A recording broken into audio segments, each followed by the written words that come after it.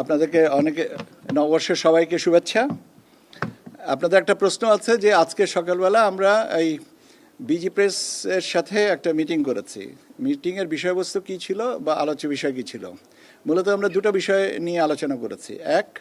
প্রথমটা হচ্ছে যে আমাদের যে আসন্ন যে নির্বাচন, সেটা আমাদের কাগজের পরিমাণ কী পরিমাণ লাগে সে সম্পর্কে একটা ধারণা নেওয়া, আমাদের বাজেটের সংস্থানের ব্যাপারটা এটার সাথে।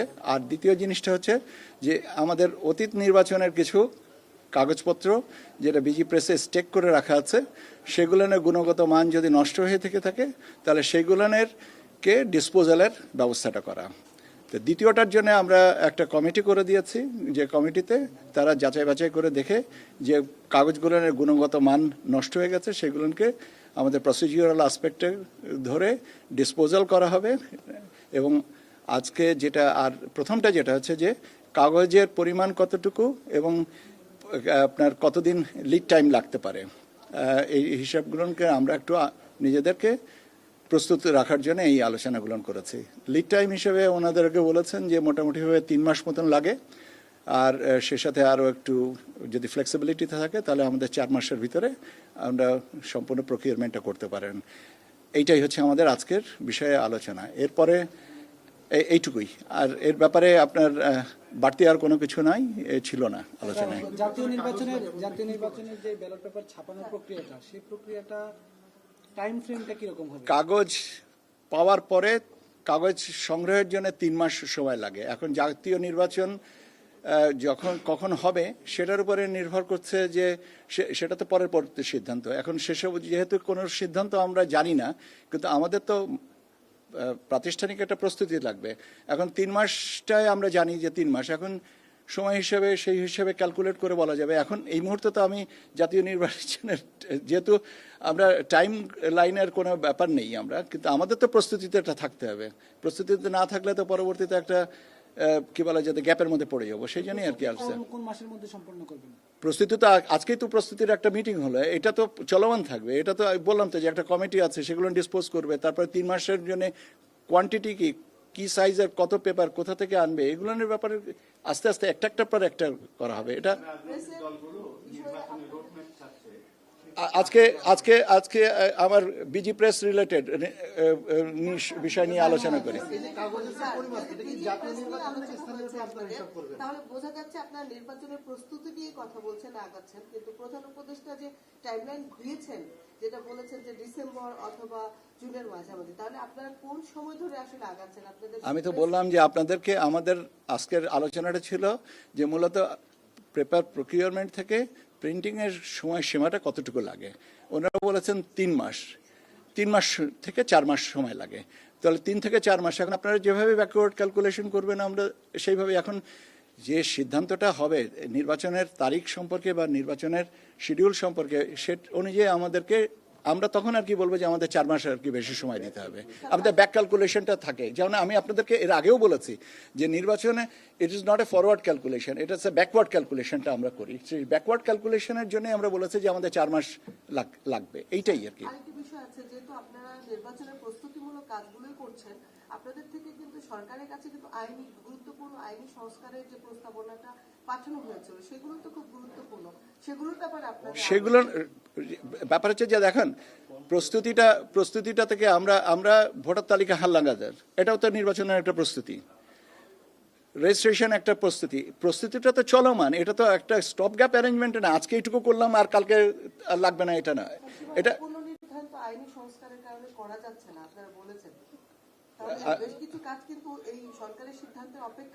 হ্যাঁ, তো সেটা এখন তো স্পেসিফিক করে আমি আপনাকে বলতে পারবো না যে কোনটা আটকে আছে বা কোনটা আটকে নেই।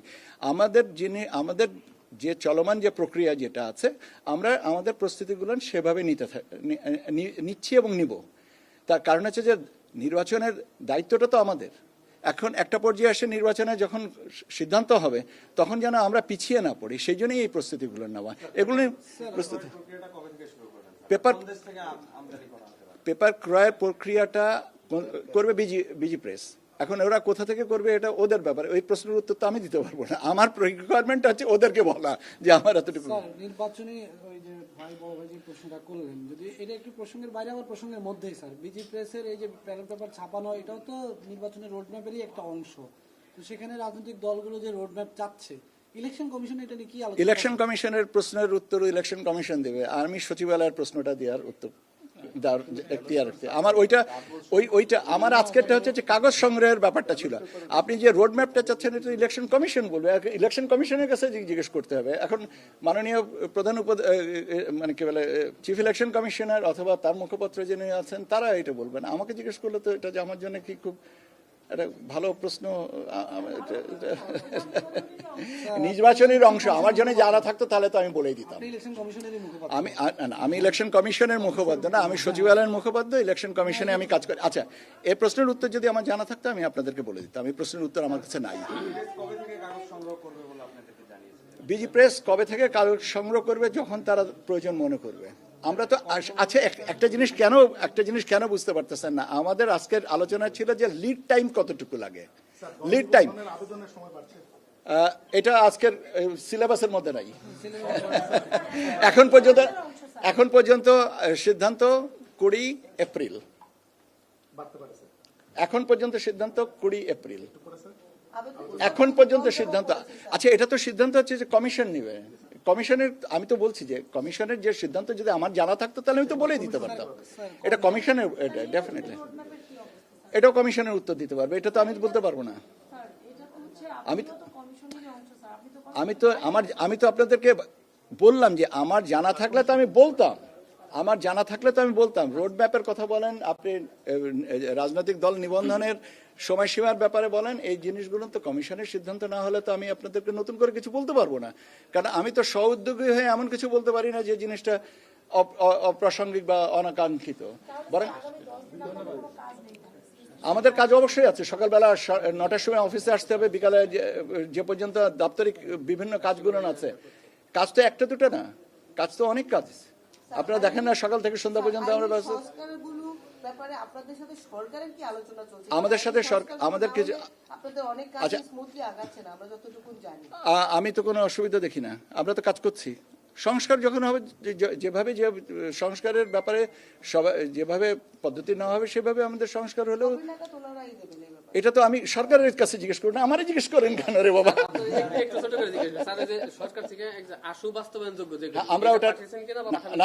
আমরা আশু বাস্তবায়নযোগ্য কিছু প্রশ্নটা আছে আসলে।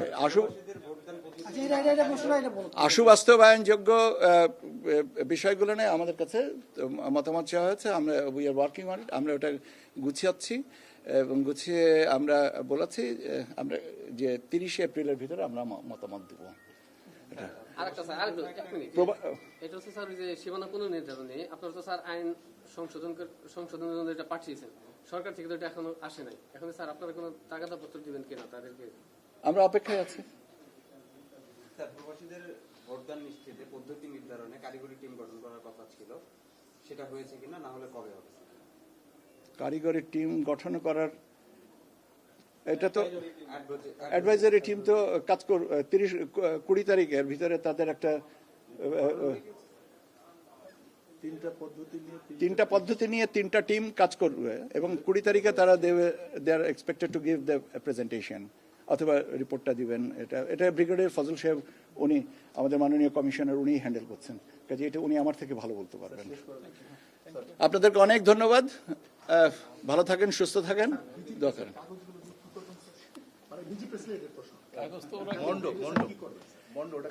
বিজি প্রেসের কাগজ নিয়ে কি করব, এই প্রশ্নের উত্তর আমাকে ডিকশনারি খুঁজতে হবে, আমি অপেক্ষায় থাকি। আচ্ছা, কাগজ নিয়ে কি করে আপনি বলেন, কাগজ নিয়ে কি করে আমাদের বিজি প্রেসের? আমাদের ফর্ম প্যাকেট, আমাদের এনভেলপ, ব্যালট পেপার, অনেক কিছু লাগে।